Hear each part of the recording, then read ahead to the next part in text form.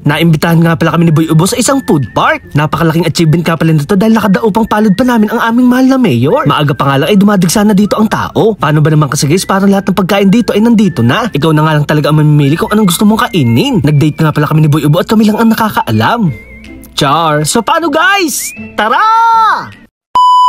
Ngayong araw nga pala guys ay may pupuntahan kaming food park. Tamang-tama nga dahil pasarado na kami dahil naubos na maaga ang aming paninda. Hulaan nyo nga guys kung sino ang ating makakasama. Ano ba't napakatagal mo? Alam mo masama akong pinag-aantay dito. Bakit? Anong oras na? Kanina pa usapan natin alas 5. Tignan mo anong oras na. 6:20 to na. Oh shit! Oh shit!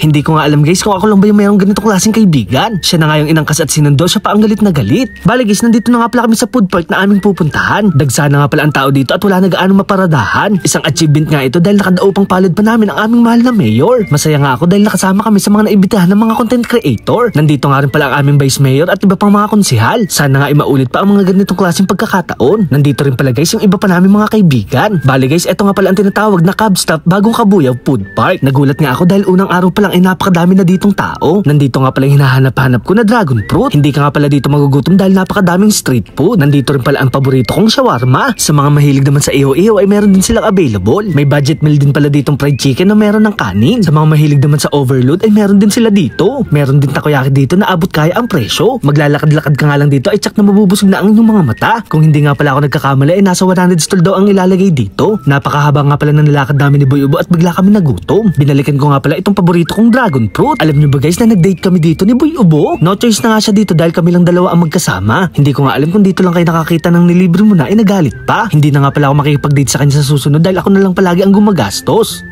Char. May nakita nga rin pala kami dito na nagtitinda ng ramen. Sa itsura pa nga lang at style ng stall nila ay mukha na itong masarap. Ang kaso nga lang ayaw ni Boy Ubo nito kaya hindi na tayo umorder. May nakita nga rin pala akong sikat na vlogger. Sa mga hindi nga pala nakakakilala sa kanya, siya nga pala si Discarding Basic. Siya nga pala ay nagbumukbang at napakalakas niyang kumain. Speaking of pagkain, umorder nga pala kami ng masarap daw na manok. Ito nga daw pala ay pinipilahan dahil sa mainit at masarap nilang gravy. Makikita nga pala sa video na bagong luto pa ito. Kaya naman guys, first bite, napakasarap! Napaka-crispy nga pala ng balat nito at napaka-juicy ng loob. Nakakainis nga dahil mukhang masisira na naman ang ating diet. Nandito rin pala ang ibang influencer na si Noknok Paputok. Medyo nalit nga pala sila ng punta dahil meron pa silang ibang trabaho. May mga nakakatawa at nakakalibang din pala dito mga bilihin. Para makaakit nga pala siya ng mga customer ay nagsuot pa siya ng pang Squid Game. Bali guys, sa moving Squid Game nga pala, ito nga pala ang tinatawag na dalgona. Dinidila-dilaan nga pala yun pero bakit ganito ang pagkain ni Boy Ubo? Ang lasa nga pala nito ay parang panutsa. Meron nga din ditong balance a coin on the lemon. Kapag nagawa nga pala yun ay merong libreng inumin.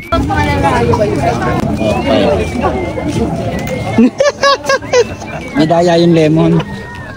May nakita nga din pala kami ditong sisig ni Mang Kanor. Ito nga pala ay dinadayo dahil sa kanilang kakaibang paninda. Ang sisig kasi nila dito ay nilalagyan ng keso. Na-curious nga pala ako sa lasa nito kaya binigay ko nila kay Noknok Paputok. Magte-take out na nga rin pala ako ng Hungarian Overload. Sulit na sulit nga pala ang lasa nito dahil sa napakaraming keso. Nag-take out na nga rin pala tayo ng takoyaki. Sa mga hindi nga pala nakakaalam, ito nga pala ay paborito ko. So ano pang hinaantay nyo guys? Pumunta na kayo dito sa Cab Stop Bagong Kabuyaw Food Park. So paano guys? Hanggang dito na lang. Maraming salamat sa panonood.